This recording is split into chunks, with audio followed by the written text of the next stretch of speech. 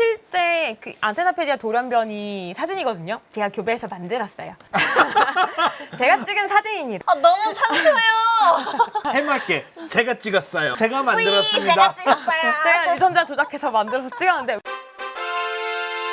인사할 시간도 많습니다. 여러분의 시간을 낭비해드릴 느리지만 쿨한 과학. 랩미팅입니다. 반갑습니다, 교수님들. 안녕하세요. 반갑습니다. 그런데 저런 수많은 돌연변이들을 이제 관찰하고 교배 실험을 하고 하다 보니까 이 영특한 제자가 무슨 제안을 하게 되냐면 유전자 지도를 그릴 수 있겠다. 오. 자, 원리는 어떻게 되느냐면 실 같은 게 있다고 생각해 보면 실이 두 가닥이 있어요. 실이 이렇게 놓여져 있고 실 위에 어떤 뭐 점점점이 찍혀 있어요. 그렇죠? 근데 실이 길고 ABC라고 했을 때 A와 B 사이는 짧고요. B랑 C 사이는 되게 길어요. 간격이. 그러면은 만약에 이 실이 엉킬 수도 있다라고 가정했을 때 A와 B 사이에서 엉킬 확률과 B와 C 사이에서 엉킬 확률 중에 어디가 더 높을까요? B하고 C요. B하고 C. B하고 C 사이에서 훨씬 더 많은 꼬임이 일어날 수 있어요. 왜냐하면 사이가 머니까. 그러니까. 요런 데서 아이디어를 얻은 거예요. 이걸 다시 초파리로 치환을 해서 설명을 해보면 어떤 식이냐면 유전자라는 게 만약에 염색체 위에 일렬로 있다면 그들 사이에 간격이라는 게 존재할 거고 그럼 어떤 유전자는 서로 더 가까이 있을 거고 어떤 유전자는 서 멀리 있지 않을까? 요런 생각을 하게 된 거죠. 근데 우리가 눈으로 확인할 수는 없기 때문에 초파리를 이용해서 실험해서 검증을 해보려고 해요. 어떻게 초파리로 할 수 있었냐면 초파리는 강력한 무기가 있는 게 교배라는 무기가 있었습니다. 그게 무기가 돼요? 왜 무기가 되냐면 당시에는 유전자 조작 기술이라는 게 없었어요. 요즘이야 사실 유전자 가윈이 뭐니 많이들 들어보셨겠지만 당시에는 유전자를 뭐 이렇게 인위적으로 조작한다? 상상도 할 수 없죠. 근데 초파리는 가능했던 게 초파리가 교배를 해서 자손이 나오면 모계 유전자와 부계 유전자가 반드시 섞일 수밖에 없잖아요. 네. 그럼 엄마가 가진 유전자 중에 어떤 것과 아빠가 가진 유전자 중에 어떤 거는 자손에게 나타날 거니까 자손에 관찰해보고 그다음에 얘네가 또 교배를 해서 뭐가 나타나고 이런 것들을 계속 파악을 해나가 보면 어떤 유전자가 특히 자손에게 유전이 잘 된다거나 어떤 유전자가 훨씬 더 드물게 나타난다거나 이런 걸 발견할 수가 있다는 거죠.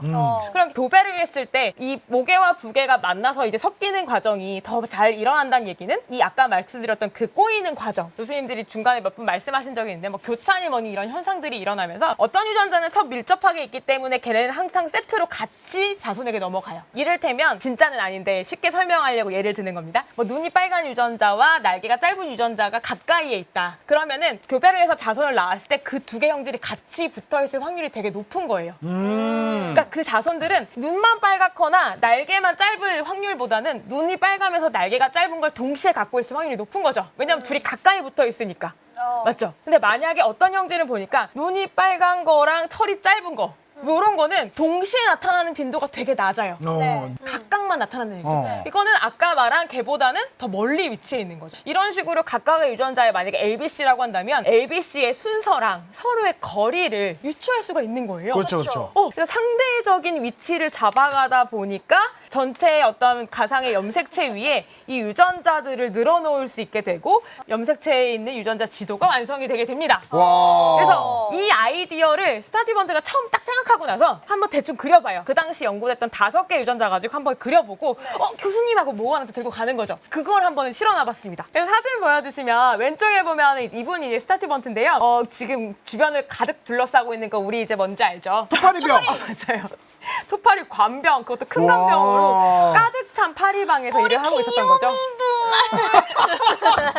근데 되게 이질적인 게 뭐냐면 저번에 말씀드렸지만 요즘에는 이제 저렇게 바깥에 저렇게 늘어놓고 키우는 것보다는 인큐베이터 안에서 키우는 게 더 많거든요. 보통 그게 더 깔끔하기도 하고 온도나 유지가 잘 되니까. 근데 옛날에는 저렇게 이제 하나의 방을 만들고 이렇게 병을 이렇게 다 늘어놓고 키웠던 거예요. 근데 모건이 흰눈 돌연변이를 성공하고 나서 수많은 돌연변이를 찾으려다 보니까 많이 키워야 돌연변이가 많이 나오잖아요. 네. 그러니까 일단 무조건 많이 키운 거예요. 그러니까 학생도 많이 뽑고 학생들도 수도 없이 그 방을 다 채워가면서 초파리들 막 키워나갔고 갈려나갔구나. 이야. 그러니까 저렇게 스타디번트가 지도를 그릴 수 있을 만큼 엄청난 교배를 할 수가 있었던 거죠. 와. 그렇죠. 그래서 오른쪽에 보면은 이제 당시 스타디번트가 그렸던 노트인데 오른쪽 아래쪽에 있는 노트를 보면 길쭉하게 선들이 막 네네네네. 쭉쭉쭉 그어져 있고 그게 염색체라고 가정하면 거기에 막 알파벳 같은 기호들이 써 있잖아요. 유전자 배열이 어떻게 있을 것이다를 가정을 하고 교배 결과를 거기에 대입해 보면서 위치도 바꿔보고 거리도 수정하면서 지도를 완성해 나가는 과정이 담겨 있는 노트였던 거예요. 와. 그래서 여기 나와 있는 게 염색체 지도를 말로 설명드리는 기본 원리인데 만약에 왼쪽 위에 같은 경우에 염색체가 있고 그 위에 A, B, C라는 유전자가 있는 거거든요. 한쪽에는 대문자 A, B, C가 있고 밑에는 소문자 A, B, C가 있어요. 네. 각각의 유전자입니다. 얘네가 만약에 섞이지 않고 그대로 넘어가게 되면 오른쪽에 이제 그렇게 그대로 나오겠죠. 그렇죠. 근데 보통은 교배하고 그다음에 이제 목의 두 개 유전자가 섞이고 그러는 과정에서 염색체 사이에 교차라는 사건이 보통 많이 일어난대요. 그래서 이제 오른쪽 위에 같은 경우를 넘어가 보면 저 X자가 서로 교차가 일어나는 거거든요. 그래서 맨 오른쪽 결과를 보면 라지 A, 라지 B 다음에 스몰 C로 바뀌었고 그렇네요. 아래를 보면 역시 대문자 C로 바뀌었죠. 네. 마찬가지로 아래쪽도 보면 A와 B 사이에서도 교차가 일어날 수 있고 그다음에 맨 마지막 보면 두 군데서도 교차가 일어날 수 있어요. 네. 즉 가능성은 무궁무진하지만 아까 말씀드렸듯이 지금은 이 그림에서 동일하게 거리가 측정되어 있어서 이런 상황을 가정한 거지 실제 상황에서는 유전자별로 거리가 다르기 때문에 다른 확률로 교차가 일어날 수 있다는 거죠. 그렇죠. 그래서 그걸 가지고 지도를 완성한 겁니다. 그러면 그래서 결과로 그린 지도가 이제 사진 그림으로 이제 들어가 있는데 그래서 맨 위에 있는 길쭉한 그림이 스타디번트가 처음으로 그렸던 5개 유전자를 가지고 그렸던 염색체 지도래요. 네. 그래서 맨 왼쪽부터 B, C, 그다음에 P, R, M 이게 이제 노여 배열이 되어 있고 네. 그게 각각의 유전자인데 보면 이제 거리가 상대적으로 이제 숫자로 적혀 있죠. 네. 그러니까 맨 오른쪽에 있는 게 가장 먼 거고 맨 왼쪽이 이제 원점이 되겠죠. 네. 0이니까 0에서부터 1만큼 떨어졌느냐, 그다음에 30.7만큼 떨어졌느냐 이런 식으로 비율로 거리를 나타낸 거고요. 그리고 저 이제 나중에 목원하고 같이 그래서 더 복잡하게 한번 완성을 해간 그림이 아래 왼쪽에 있는 염색체 지도입니다. 그래서 아까 처음에 말씀드렸듯이 초파리 염색체가 총 4쌍이니까 그래서 4개 1번, 2번, 3번과 성 염색체까지 지도를 한번 그려가지고 이제 배열을 해본 거고요. 그 시점까지 발견됐던 유전자들을 저 위에 이제 다 표시를 한 거죠. 그러니까 우리는 결과의 사진으로 보니까 되게 단순해 보이지만 네. 사실은 저거 하나하나의 위치를 결정하기까지 정말 수많은 교배가 이루어졌었겠구나라는 거를 이제 유추할 수가 있겠죠. 그래서 그런 과정을 통해 만들어진 겁니다. 사실 요즘에는 저렇게까지 이렇게 막 일일이 교배를 하나하나 눈으로 찾고 이러진 않고 당연히 이제 컴퓨터로 염기 서열 이렇게 해가지고 이렇게 할 수 있지만 과거에 그런 방식이나 기술이 개발되기 훨씬 옛날임에도 불구하고 단순 교배 실험만으로 저런 걸 아이디어를 내서 그릴 수 있었다는 게 그게 이제 그 사람의 천재성이죠. 이야. 대단하네요. 그러니까 상대적인 거리마다 이제 숫자를 붙였는데 단위가 있었잖아요. 우리가 네. 뭐 1cm, 2cm 하는 것처럼 센티모건이라고 센티모. 와. 스승님의 성함으로 이제 단위를 붙였다고 합니다. 센티모건. 센티모건. 줄여도 CM이네. 오. 맞아요. 이제 그러면 또 다른 제자로 넘어가 보시죠. 네. 두 번째 소개해드릴 제자는 허먼 밀러라는 제자입니다. 이분도 마찬가지로 수많은 관명을 앞에 놓고 계시는 걸 볼 수가 있죠. 파리를 굉장히 많이 키우셨구나라는 걸 알 수 있는데 이분은 무슨 생각을 했냐면 돌연변이 우리가 저렇게 힘들게 교배해서 만들고 있는데 좀 편하게 만들 수는 없을까 이런 생각을 하게 된 거예요. 근데 사실 옛날에 모건도 그런 시도를 하긴 했대요. 초파리를 여러 가지 방법으로 좀 극한 상황으로 내몰아서 키워서 그렇게 하면 돌연변이가 만들어지지 않을까 하고 다양한 실험을 했었다고 하거든요. 마찬가지로 이분은 또 다양한 시도를 하긴 했는데 최종적으로 이제 낙점을 해서 그걸로 밀고 나간 게 바로 엑스레이입니다. 그래서 저 손 사진 봐도 뭐 아시겠지만 엑스레이를 생물체에 이렇게 조사했을 때 변이가 생겨날 수 있고 그게 굉장히 치명적일 수도 있다라는 거를 밝혀내신 분입니다. 이분이 이제 자기가 개발한 그 엑스레이를 조사하는 기계에다가 이제 파리를 넣고 이제 돌연변이가 생겼는지를 지금 눈으로 저렇게 확인하시는 분인데 이제 이분이 밝혀낸 또 수많은 돌연변이가 있습니다. 만들어낸 엑스레이를 그냥 갖다 쏘셨으니 얼마나 많은 변이가 생겼겠어요. 근데 그 중에 굉장히 고무적인 돌연변이들이 있었는데 바로 이제 오른쪽에 있는 것과 같은 돌연변이입니다. 앞서 이제 보여드렸던 성체 단계에서 뭔가 눈에 이상이 있다거나 날개에 이상이 있다거나 이런 정도가 아니라 성체까지 가지도 못하고 유충 단계에서 그냥 저대로 발생이 멈춰버리는 경우들인데요. 지금 오른쪽 사진 보시면 위에 플러스 저게 이제 정상의 유충이에요. 네. 우리 대통통 단계 아닌가요? 어떻게 알았지? 말하려고 했는데요. 정상적인 배통통. 맞아요. 야. 너무 초파리 행복하네요. 귀여운 건 몰라도 배통통은 기가 막히게 그러니까. 잡아내시네요. 위에 있는 게 정상인데 보면은 체절이 나눠져 있고요, 정상적으로. 그다음에 아래쪽에 보면 좀 밝게 보이는 부분들이 있죠. 그 체절마다. 네. 저게 이제 뭘 한 거냐면 사실 유충의 껍질을 벗긴 거예요. 어떻게 설명을 해야 덜 혐오스러울까를 약간 고민해 봤는데 담백하게 말씀드리는 게 제일 좋을 것 같습니다. 유충 그 상태로 보면 저 체절 구조가 잘 안 보여요. 저 현미경으로는. 당시에 또 이제 칼라 현미경도 아니고 흑백으로 맞아요, 찍어야 맞아요. 되잖아요. 얘네도 곤충이니까 유충 상태에서 겉에 큐티클로 껍질이 한 겹 있거든요. 그거를 벗겨내서 껍질을 이렇게 펼쳐가지고 사진을 찍은 그러니까 그 거거든요. 벗기는 게 약간 그 느낌인 거죠. 우리가 새우 삶으면 새우 이렇게 먹으려고 맞아요. 정확합니다. 한 껍질씩 벗기는 거. 맞아요. 새우 껍질 벗기는 느낌이에요. 다만 이제 굉장히 크기가 작으니까 저도 저거 실험 많이 해봤는데 양면 테이프 같은 거 놓고요. 양면 테이프에 올려놓고 이제 유충을 돌돌 돌리다 보면 이제 껍질이 벗겨져요. 예쁘게 벗겨내고 나면 뭐가 보이냐면 정확한 체절 구조와 체절마다 있는 강모라고 해서 유충들이 바닥을 꿈틀꿈틀 기어다니잖아요. 털. 그쵸. 바닥을 기어다니려면 바닷가에 마찰이 어느 정도 있어야 되는데 그 마찰을 제공해주는 짧은 털들이 있어요. 근데 그게 아까 밝게 보이는 그 부분들입니다. 저렇게 이제 부분마다 배 쪽으로만 저게 달려있죠. 그래서 저게 있어야지만 멀쩡히 이제 기어다닐 수 있는 거예요. 근데 엑스레이를 하도 쪼아댔더니 어떤 게 생겨났냐면 아래쪽 한번 보시죠. 꼬리꼬리. 맞아요. 지렁이 잠깐 말씀드렸었지만 이제 마치 그것처럼 양쪽 다 꼬리만 있는 이제 개체가 만들어진 거죠. 물론 저희 같은 경우에는 더 이상 이제 발생은 하지 못하고 저 상태로 근데 진짜 멈췄는데. 저게 저 상태에서 발생했으면 궁금하다. 꼬리만 나오는지 머리 없이. 근데 저 상태로는 발생이 진행되지 않습니다.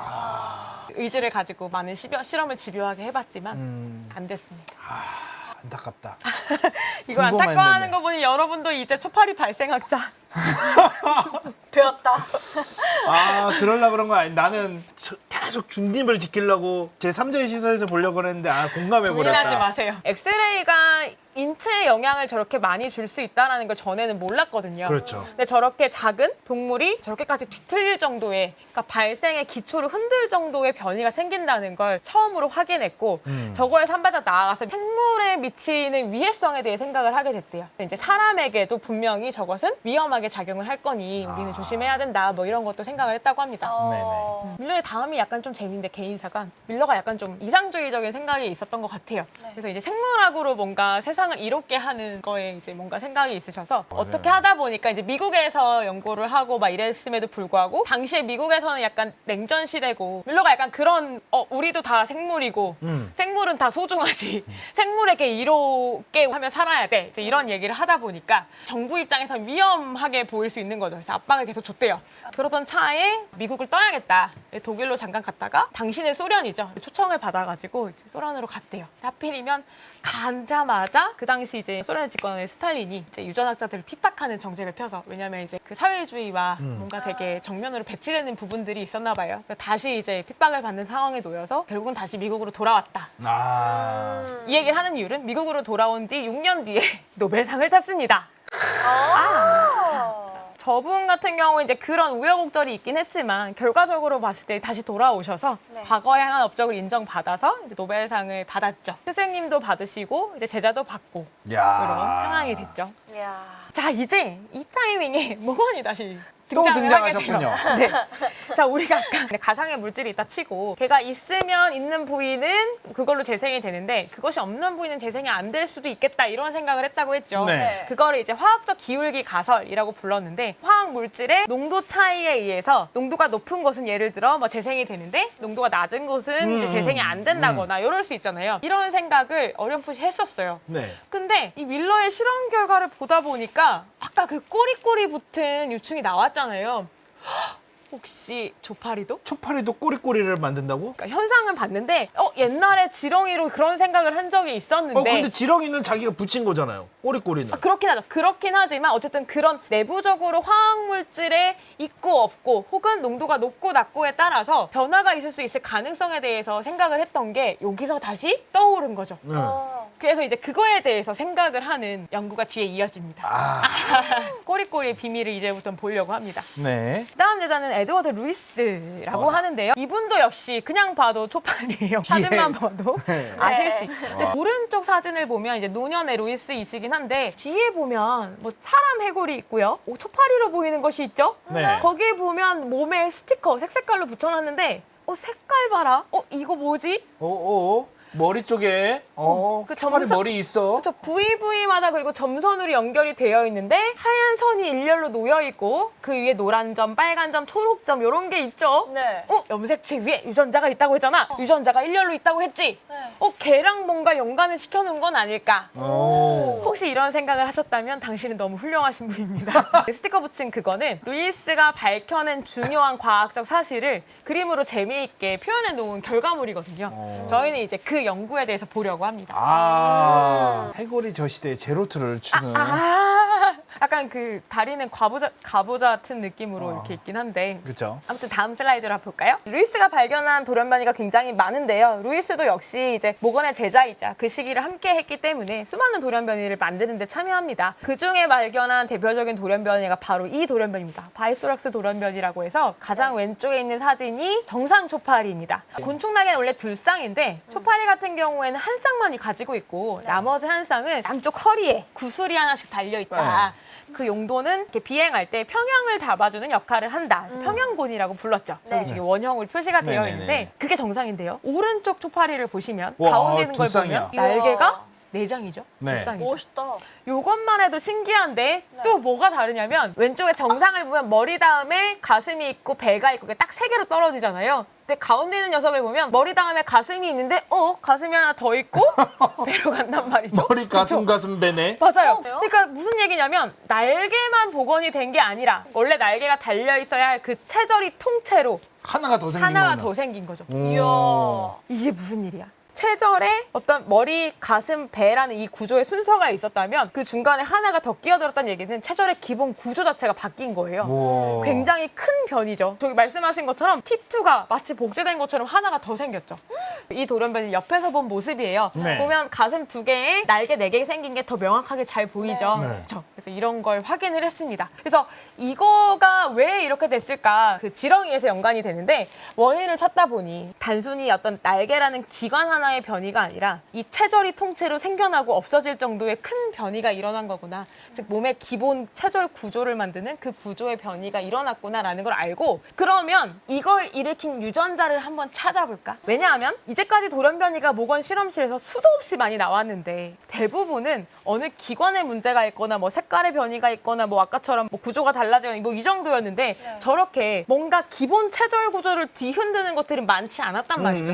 그래서 저런 거를 한번 더 많이 찾아보자 이런 생각을 하게 되고요. 그래서 다음으로 넘어가 보면 이런 돌연변이도 찾게 됩니다. 왼쪽이 정상이에요. 그래서 보시면 아래쪽으로 길게 나와 있는 건 주둥이고요. 그다음에 가운데에 저렇게 실가닥처럼 깃털처럼 달려있는 팔랑팔랑 되어 있는 게 더듬입니다. 네. 그렇죠? 그 팔랑팔랑한 게 달려있는 거의 더듬인데 오른쪽이 바로 돌연변이에요. 뭐가 지금 이상한지 찾을 수 있겠나요? 네. 주둥이도 뭔가 좀 이상하긴 하지만 더 결정적으로 차이가 있는 건 더듬이 자리에 더듬이가 아니라 두 번째 체절 자리가 여기 와 있는 것을 발견했습니다. T1, T2, T3에 있어야 할 그 다리가 머리 부위에 와 있는 거죠. 그래서 이것도 역시 전체 체절을 뒤흔드는 돌연변이를 할 수 있겠죠. 이런 것들을 계속 찾아가며 확인을 해가고요. 그래서 아래에 보면 실제 그 안테나페디아 돌연변이 사진이거든요. 제가 교배에서 만들었어요. 제가 찍은 사진입니다. 아, 너무 상큼해요. 해맑게 제가 찍었어요. 제가 제가 만들었습니다. 찍었어요. 제가 유전자 조작해서 만들어서 찍었는데 오른쪽에 보시면 진짜로 더듬이 대신에 쟤는 온전히 다 생긴 건 아니지만 일부 마디가 자라나 있는 걸 볼 수 있죠. 네. 이 돌연변이 이름을 안테나페디아 돌연변이라고 합니다. 안테나가 이제 촉각 안테나고요. 페디아가 다리라는 뜻이거든요. 그래서 우리말로 하면 이제 더듬이 다리, 촉각 다리 돌연변이 뭐 이렇게 부를 수 있겠죠. 그럼 다리 역할도 못하고 더듬이 역할도 못해요? 그렇죠. 쟤는 왜 만든 거예요? 여러 가지 돌연변이를 보다 보니까 이렇게 기본 구조를 뒤흔드는 돌연변이들이 나오는데 걔네만 골라서 즉 거기에 관련된 유전자들만 골라서 배열을 해보니까 걔네가 하나의 염색체 위에 일렬로 배열이 되어 있는 것을 확인을 합니다. 그래서 그 다음 슬라이드 보여주시면 이런 식으로 등장을 하게 돼요. 네. 그래서 보면은 위에 있는 게 역시 성체고 아래에 있는 게 배통통인데 이게 처음 보여줬던 그림하고 비슷하죠. 네. 그래서 마찬가지로 같은 색깔이면 같은 유전자가 지정을 하는 건데 가운데에 길게 늘어서 있는 게 염색체거든요. 거기 위에 저 색깔로 밴딩이 되어 있는 게 유전자들이에요. 그래서 위에 써 있는 소문자가 유전자의 이름들입니다. 오. 그래서 뭘 알아냈냐면 네. 다른 유전자들 말고 특히 이 기본 구조에 관련된 유전자들이 하나의 염색체 위에 저렇게 일렬로 쭉쭉쭉쭉 마치 몸의 구조가 생겨나는 그 순서 그대로 그 순서로 일렬로 배열되어 있는 걸 알아내요. 그래서 이런 유전자들을 모아서 세트로 묶어서 이런 것들을 이제 뭐 마스터 조절 유전자, 뭐 핵심 조절 유전자 이렇게 부릅니다. 그래서 더 시간이 흘러서 이게 뒤에 나오는 사람들이랑 더 추가 연구를 해서 요즘은 저걸 이제 호메오박스라고 불리우는 이런 이제 핵심 조절 유전자 세트들로 불리우는 거죠. 그래서 이제 초파리는 호메오박스 유전자가 이 두 세트가 지금 아까 보신 것처럼 바이소레스 콤플렉스, 그다음에 안테나페디아 콤플렉스, 저 전흉부 저기까지 관련되는 것들 크게 두 세트가 존재하는구나. 이런 게 루이스가 밝혀낸 사실이고요. 그다음에 이제 후속 연구들이 수많은 과학자들에 의해서 이루어졌는데 저의 연구도 이거와 관련이 있습니다. 와. 저도 바이소레스 콤플렉스에 대해서 연구를 했었고요. 아무튼 네. 이거를 알아냈다는 게 사실은 엄청난 일인 거죠. 왜냐하면 당연히 태어나 보니 머리에서 뭐 겉에 보이는 건 눈, 코, 입이 달려있고 몸통에서 사지가 달려있고 이런 것들이 너무 당연하게 여겨졌지만 사실은 그거는 누가 정했을까? 그리고 왜 이렇게 되는 거지? 이런 거에 대한 비밀을 풀 수 있는 거죠. 네. 즉 기본 구조에 대해서 순서를 정해주는 유전자들을 찾았으니 이제는 후속 연구들에 대해서 더 많이 진행을 할 수가 있겠죠. 그래서 이제 그거에 대해서 진행을 하게 됩니다. 그래서 루이스는 노벨상을 받습니다. 와. 엄청난 일이니까요. 상을 받은 연구 주제는 정리하자면 초기 배아 분화를 조절하는 유전자 무리의 발견. 즉 아까 저 두 가지 콤플렉스들이 있었는데 저게 바로 그 유전자 무리가 됩니다. 생명의 신비가 조금씩 풀리고 있습니다. 한 교수 밑에서 노벨상 수상자가 두세 명이 나온다는 건 진짜 초파리로 이렇게 노벨상이 많이 나왔군요. 총 6번이 나왔는데요. 그러니까 모건 그리고 모건의 제자 2명이 이제 받았어요. 와. 총 6번 중에 3번이 이 라인이다. 이 라인에서 나왔어요. 와. 이야, 나도 타고 싶다, 그 라인. 다음에 등장하시는 분은 또 굉장히 유명하신 독일의 여성 생물학자입니다. 여성 생물학자는 사실은 많이 모르는 분들이 많으시죠. 저도 사실 많이 알고 있지는 않은데요. 생물학자 하면 보통 다윈, 멘델이 주로 나오고 그 다음부터는 이제 점점점인 경우가 많은데 네. 네. 이분은 아직 살아계세요. 이분은 그러면은 그 다음 세대인가요? 그 다음 세대이기도 하거니와 약간 걸쳐있어요. 루이스와 공동 연구를 했으니까 아, 세대를 공유하고 있죠. 같이 노벨상 타신 분이군요. 네네. 같이 공동 수상하신 이야. 맞아요. 초파리 데모 같으신 분이십니다. 다음 사진 보여주면 정말 데모다운 면모가 이분도 뭘 연구하셨냐면 돌연변이를 사실 돌연변이를 찾는 궁극적인 목적은 나 이상한 거 만들었어 이러려고 찾는 게 아니라 그거의 돌연변이가 생겼을 때 어떤 기능에 문제가 생기는지를 안다면 이 유전자가 원래 기능은 뭐였는지를 알 수 있잖아요. 그쵸. 예를 들어서 어떤 유전자에 이상이 생겼더니 이 초파리는 흰눈 돌연변이가 됐어. 그럼 이 유전자의 원래 역할은 뭐였냐면 눈을 빨간색으로 만드는 눈의 기능에 관련된 유전자였겠구나. 이런 식으로 확인을 할 수 있잖아요. 정상 네. 유전자는 우리가 뭘 하는지 모르니까 너무나 많으니까. 맞습니다.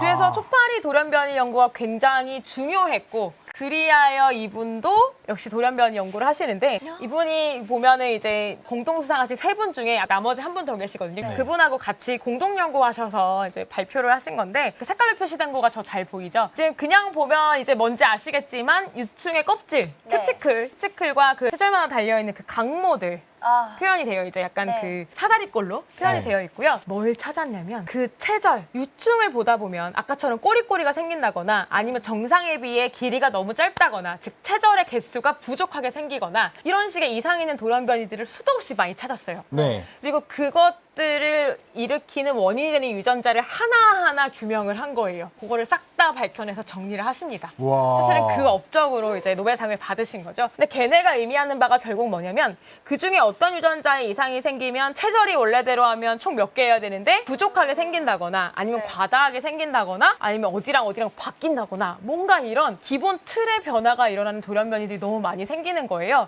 그래서 대부분이 문제가 된 건 뭐냐면 지금 왼쪽에 정상에 비해서 오른쪽도 변이가 생긴 것들 대부분 길이가 다 짧아졌죠. 네. 간격이 짧아졌거나 즉 이런 유전자들이 순차적으로 서로 조합해서 작용을 해야지만 정상적으로 모든 체절이 만들어질 수 있다는 걸 밝혀냈어요. 그래서 이거 가지고 또 뭐까지 알아냈냐면 이 유전자들도 동시에 작용하는 게 아니라 1번 유전자 먼저 일하고 2번 유전자, 3번 유전자 이렇게 순서가 있지 않을까. 그걸 해서 이제 그거를 또 알아내게 되죠. 그래서 이제 그걸 가지고 뒤에서 다음 사람으로 연결이 되는데 그래서 저걸 가지고 어디랑 연관을 시키냐면 다음 슬라이드를 봐주시면 이 그림은 이제 해부학에서 많이 나오는 그림인데요. 이 그림은 오해하시면 안 돼요. 이거를 몸을 자른다는 게 아니라 그 동물의 신체를 구분하는 축이 있어요. 축. 오해했어요. 그냥 그 축을 나타내는 그쵸. 축. 네. 제일 대표적인 게 전후축. 머리에서 꼬리로 연결되는 AP축이라고 부르거든요. 엔테리어 포스테리어라고 해서 이제 AP축이라고 하고 또 한 가지는 등하고 배, 등배축. 그래서 DV축이라고 해요. 이 두 개의 축을 잡고 이 축을 기준으로 해서 순차적으로 유전자들이 작동을 해서 전체 형태를 만들어 나간다는 것에 기초를 확립하신 분입니다. 오. 네, 일단 현상은 이렇게 실험에서 찾았고요. 이제 더 훌륭한 점은 이것이 왜 그런지까지도 규명을 하셨어요. 오. 왜 그런지 이제 다음 이제 슬라이드 보여주시면 결국은 유전자의 문제인데요. 그게 너무 복잡하죠. 간단하게 설명해 드리면 초파리는 이제 교배를 하기 전부터 그러니까 암컷 몸에 이제 난자가 있을 거잖아요. 네. 난자 몸에서부터 이미 이제 발생을 위한 기본 준비를 하고 있대요. 맨 위에 왼쪽에 있는 그림을 보면 이제 하나의 어떤 거대한 세포라고 보면 저 오른쪽 끝에 난자라고 표현되어 있는 저 노란 부분 있죠. 저 부분을 잘 보면 끝 부분이 될 겁니다. 네. 아래 꼬리 부분이 될 거죠. 그래서 그 부위에서 뭔가 내부에서 일이 일어나요. 그리고 특정 유전자가 만들어집니다. 만들어지고 나면 오른쪽 그림으로 넘어가서 저 길쭉길쭉한 선들이 생기죠. 네. 저게 세포 안에 있는 미세소관이라는 건데요. 뒤에서 열심히 만든 결과물, 그 단백질을 전달해 중간 주는 부위로 옮겨줘요.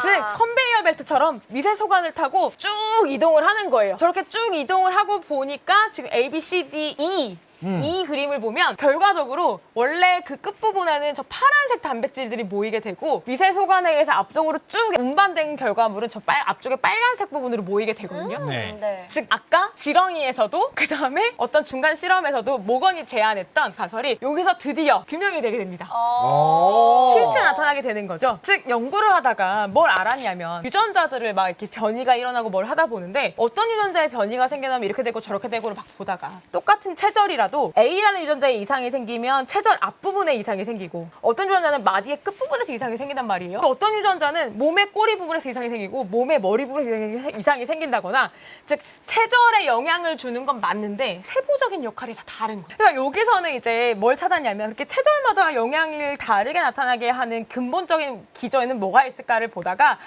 생물체 안에선 유전자가 있고 유전자는 단백질을 만든다. 요걸 어떻게 연관시켰냐면 드디어 그 중간에 왓슨과 크릭이 DNA 구조를 발표했고 그러면서 그 이후로 중심원리라는 게 발표가 되면서 생물체 안에는 유전자가 있는데 유전자를 가지고 중간중간에 매개물질을 거치고 나면 단백질이 만들어진다라는 걸 알았거든요. 지금 우리는 생물학사에 대해서 얘기하고 있는 거예요. 생물학사에 대해서 역사적인 흐름과 당시에 어떤 유행했던 큰 전통들에 대해서 한 번씩 지금 얘기를 한 셈이 됐는데 어쨌든 지금은 그래서 분자생물학적인 그런 것들이 밝혀진 시대가 됐어요. 그래서 이 원인을 규명하는 데 있어서 그 단백질 개념을 도입을 할 수 있었던 거예요. 그래서 어떤 부분에는 특정 유전자들이 발현돼서 단백질을 만들고 그 단백질이 농도가 높은 곳에서는 어떤 유전자가 그 다음에 거기서 일을 할 수가 있다. 근데 이 단백질이 없는 곳에서는 그 유전자는 일을 할 수가 없어. 그런 식으로 각각 유전자마다 자기가 선호하는 조합의 단백질이 있는 거지. 근데 초파리 알을 놓고 보면 알에 앞부분에는 A라는 단백질이 깔려 있고 끝부분에는 B라는 단백질이 깔려 있어. 네. 근데 어떤 유전자 C라는 유전자는 A라는 단백질이 있는 데서만 발현을 막 해. 근데 B에서는 일을 못 해. 근데 반대로 어떤 유전자는 B에서만 일을 하고 A가 있는 데서는 일을 못 해. 이런 식으로 수많은 조합들이 나타나는 거지. 그래서 그런 유전자를 하나하나 찾습니다. 그래서 그거를 쫙 늘어나서 그림을 한 번에 그려요. 그래서 요거는 이제 방금 그 그림으로 봤던 걸 그냥 이제 염색해서 실제 배아에서 보여준 거고요. 이렇게 넘어가시면 이런 식으로 모식도를 그릴 수가 있는데 맨 위에 있는 게 이제 알이에요. 알이고 앞쪽은 저 빨간색 비코이드라는 mRNA가 있고 뒤쪽엔 나노스라는 mRNA가 있거든요. mRNA가 있다라는 건 여기서 단백질이 만들어진다는 얘기예요. 네. 그럼 mRNA가 번역이 돼서 단백질을 만들면 뒤쪽에는 파란색 단백질이 만들어지고 앞쪽은 빨간색 단백질이 만들어지죠. 네. 그리고 났더니 빨간색 단백질이 많은 곳에서는 머리가 만들어지고요. 파란색 단백질이 많은 곳에서는 꼬리가 만들어지는 거예요. 이걸 처음에 찾아요. 그 실제 배아에서 그 단백질에만 결합하는 항체를 쳐가지고 염색을 해봤더니 오른쪽에 있는 것처럼 비코이드가 있는 부분에 노랗게 염색이 된 걸 증명을 한 거죠. 오. 그래서 왼쪽은 그냥 그림이지만 오른쪽은 실제 배아에서도 저렇게 표시가 된다라는 걸 이야. 보여주고요. 그래서 그런 것들을 여러 가지로 해봤을 때 실험적으로도 한번 어떻게 증명이 될 수 있냐라고 한다면 이런 식으로 보이는 게 나타난 거죠.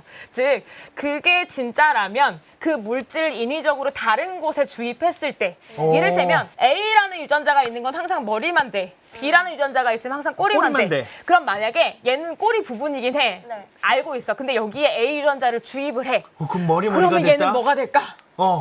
인간의 호기심이란. 그리고 반대로도 해봐요. 얘는 어. 머리긴 한데 꼬리에만 나타나는 그 물질을 A에다 주입을 해봐. 오, 어떻게 될까? 그리고 거기서 멈출 수 없지. 중간에도 한번 넣어봐. 어머. 오, 그런 식으로 이런저런 조합을 또 실험을 해봅니다. 발생하기 이래요. 그래서 그 결과가 그림으로 정리가 되어 있는 겁니다. 그림을 한번 보시면 맨 왼쪽에 정상 발생이에요. 네. 그다음에 두 번째가 비코이드 결핍인데 비코이드 같은 경우에는 아까 머리 쪽을 만든 유전자였거든요. 걔를 없는 돌연변이가 되었더니 양쪽이 다 꼬리가 돼버렸어요. 머리가 없는 애가 된 거예요? 네. 그 다음에 오른쪽에는 거기다 다시 앞부분에 원래 머리가 될 부분인데 지금은 돌연변이 없지만 거기에 필요한 물질, 단백질을 주입을 했더니 정상적으로 머리가 만들어지는 걸 확인을 했어요. 오. 그 다음에 그 다음 사진은 그거를 중간 부분에 넣었더니 중간에서 머리가 만들어지는 걸 확인했어요. 중간에서 머리가 만들어져요? 네. 그 다음에 마지막 사진은 원래는 정상이야. 그냥 앞에는 머리, 뒤에는 꼬리인데 뒷부분에 머리에 관련되는 그 단백질 물질을 넣었어. 그랬더니 거기가 머리로 바뀌어. 이런 조합을 결정을 해보니 아까 그 어떤 그림으로 보았던 그것과 연결이 되면서 기본 구조를 만드는 데에는 특정 단백질의 발현과 그거에 연계된 유전자의 발현이 굉장히 중요하구나 라는 것을 규명하게 됩니다. 저런 애들은 발생이 돼요? 발생이 대부분은 잘 안 돼요. 그러니까 그쵸. 저 상태로 죽는 경우가 많습니다. 더 이상 진행되지 못하고. 그래서 그 다음 그림은 이제까지 연구된 그런 결과를 조합해서 그래프로 그냥 정리를 해본 거예요. 네. 이런 식으로 이제 위에 있는 게 난자 mRNA면 아까 아직 수정이 되기 전에 난자 상태에서 이제 기본 준비를 하고 있다고 했잖아요. 네. 그때 이미 보면 왼쪽 앞쪽에 머리가 될 부분에 비코이드 mRNA가 농도가 굉장히 높고 걔가 뒤쪽에는 없죠. 빨간색이. 네. 그다음에 뒤쪽에는 나노스만 있고 비코이드가 없어요. 아예 극단적으로 난자 상태에서부터 이미 준비를 하고 있는 거죠. 근데 가만 보면 지금 헌치백이나 코달 같은 경우에는 아예 수평이잖아요. 근데 아래쪽으로 오면 이제 난할이 일어나고 있다는 얘기는 수정이 일어난 이후에 난할이 일어나고 있으니까 비코이드 나노스 그래프가 요동을 지고 그다음에 헌치백이나 코달도 변화가 막 일어나죠. 네. 이런 관계를 조합해서 결국은 그 회로로 표현을 해보면 오른쪽처럼 됩니다. 머리 쪽에서는 원래 비코이드가 먼저 발현이 되고 그 단백질 때문에 뭐가 문제가 생기냐면 뒤쪽에서만 만들어져야 되는 단백질은 방해를 받는 거예요. 그래서 오른쪽으로 가는 경로가 막혀 있죠. 빨간색으로. 그래서 코달이라는 거는 여기서 발현이 되지 못해요. 앞쪽에서는. 근데 반대로 뒤쪽에서는 비코이드가 아니라 나노스가 만들어지죠. 그러니까 여기서는 반대로 헌치백이 만들어지지 못해요. 헌치백이 뭐죠? 헌치백도 특정 유전자의 이름이긴 한데 앞 구조를 만드는 데 관여하는 유전자입니다. 머리 그럼- 즉 순서가 있다는 거죠. 즉 비코이드랑 나노스라는 게 가장 초반에 농도를 깔아주고 그 만들어진 판 위에서 후속 유전자들이 순차적으로 거기서 만들어지고 해서 즉 후속으로 발현돼야 할 유전자들의 판을 영역을 정해주는 역할을 초기 배아에서 발현되는 유전자들이 하고 있다는 거죠. 신기하다. 즉 유전자들이 동시에 확 발현되는 게 아니라 단계가 있다. 맞아요. 굉장히 정교한 프로그래밍처럼 정확한 시간에 정확한 유전자가 정확한 양만큼 발현되는 게 되게 중요한 거죠. 그러니까. 그래서 다음 슬라이드는 이런 식으로 수많은 유전자들을 밝혀낸 다음에 걔네만 붙는 항체를 가지고 염색을 해서 한번 정리를 쫙 해본 사진인데 다 똑같은 사진 같아 보이지만 미묘하게 달라요. 즉 체절 개수도 다르고 그러니까 각각 다른 유전자가 각 체절을 만드는 데 있어서 누군가는 체절에 좀 더 앞, 누군가는 체절에 좀 더 뒤, 아니면 누군가는 그 체절의 전체 이런 식으로 담당하는 부위들이 미묘하게 다르고 그중에 어떤 유전자의 돌연변이가 생기면 그 다음 유전자는 뭐 발현되지 않고 이런 식으로 이 수많은 염색을 통해서 순서를 또 정할 수가 있어요. 그래서 이런 실험들이 누적이 되고 나면 정리된 모습은 이런 식입니다. 즉 그림으로 정리하면 제일 처음에는 빨간 구역, 파란 구역 이렇게 큰 영역을 먼저 나누고요. 네. 그 다음 세트로 나오는 2단계 유전자들은 저거보다는 조금 더 좁은 영역으로 나누게 돼요. 그 다음 세트 유전자들, 쌍집의 유전자로 되어 있는데 쟤네는 더 세밀하게 구역을 나누는 역할을 하고요. 그리고 나면 그 다음에는 이제 각 체절별로 발생이 진행되게 되는 거죠. 네네네. 그래서 그 순서를 밝혀낸 게 이분들이 하신 엄청난 연구입니다. 이야. 노벨상을 받을 만하죠. 그런 이제 연구들이 됐고요. 그래서 이제 이거를 실제 배아에서 염색 염색을 했던 게 아까 슬라이드에서 오른쪽 사진, A 사진의 위에서부터 단계적으로 왔던 게 오른쪽에 저렇게 유전자별로 염색해서 보여주는 거고요. 이건 이제 방금 보여드린 거에서 조금 더 발생이 진행돼서 이제 모든 체절이 다 자리를 잡았죠. 체절이 다 완성이 됐죠. 얘는 네. 좀 있으면 유충이 되겠죠. 이런 식으로 와. 발생 단계별로, 스테이지별로 확인을 하는 거고요. 그래서 제가 배통통 단계 좋아한다라고 말했던 게 배통통 단계가 이 모든 체절이 완성된 게 처음 등장하는 단계예요. 그래서 배통통 단계 전까지는 저 모든 체절이 다 나오지 않아요. 왜냐면 아직 과정 중이니까. 하지만 배통통 단계에서는 저 모든 게 이제 짠 하고 나타납니다. 와. 그래서 제가 좋아했어요. 오늘은 내가 왜 배통통을 좋아하나에 대한 이야기를 길게 해봤습니다. 예. 오, 한 줄 요약이 됐네요. 한 줄 요약이죠. 이게 오늘의 이야기였습니다. 기가 막히게 정리하지 않습니까? 예. 조금 남았거든요. 그 말인즉슨 한 번 더. 한 장만 더 보여주시면 안 돼요? 한 장만 더 보여줘요. 아 이거는 약간 여기 배통통인데? 붙이는 건데 앞에 이제 배통통은 배통통인데 네. 앞에 이제까지 설명했던 건 그 축 중에 AP축에 대한 거거든요. 즉 머리부터 꼬리까지를 한 줄로 늘어섰을 때 그렇죠? 그것을 설명하는 과정이었고 네. 아까 축 하나가 더 있다고 했잖아요. 등배. 네. 등배는 자세하게 하진 않을 건데 이 사진 한 장으로 표현이 되기 때문에 보여드리려고 한 겁니다. 등배도 마찬가지로 어떤 단백질은 배 쪽에 많고 어떤 거는 뭐 등 쪽에 많고 이런 식으로 해서 유전자 발현이 위치마다 다른 거죠. 그래서 이제 결과적으로 초파리는 완성되고 나면 머리부터 꼬리까지 쫙 그다음에 등부터 배까지 쫙 이렇게 두 개의 축이 완벽하게 이루어져서 이제 애벌레가 되고 성체가 되고 이런 식으로 발생이 이루어지게 됩니다. 네. 자, 그러면 오늘은 여기서 마치도록 하겠습니다. 아, 어떠셨습니까 오늘? 아주 그냥 초파리한테 falling in love 하는 아주 그냥 감사합니다. 깊게 스며드는 초며드는 시간이었던 것 같고 약간 선생님이 왜 배통통을 좋아하는지에 대해서 그죠, 그죠. 아주 세밀하게 이해할 수 있는 네, 시간이었다. 적어도 여기 계신 모든 분들은 네. 다 같이 배통통 단계를 관심이 없었는데 좋아하게 되셨을 네, 거야. 사랑할 수밖에 없어요. 이제. 맞아. 네. 왜 그걸 연구하게 됐는지 배경을 알면 좋을 것 같아서 그걸 설명하다 보니까 좀 길어져 버렸네요. 네, 길어져 버렸네요. 죄송합니다. 안젤 선생님은 다음번에 또 초파 모자 쓰고 다음번에 또 모시도록 하고요. 오늘은 여기서 마치도록 하겠습니다. 인사할 시간도 많습니다. 여러분의 시간을 낭비해드릴 느리지만 쿨한 과학. 랩미팅이었습니다. 감사합니다, 교수님들. 감사합니다.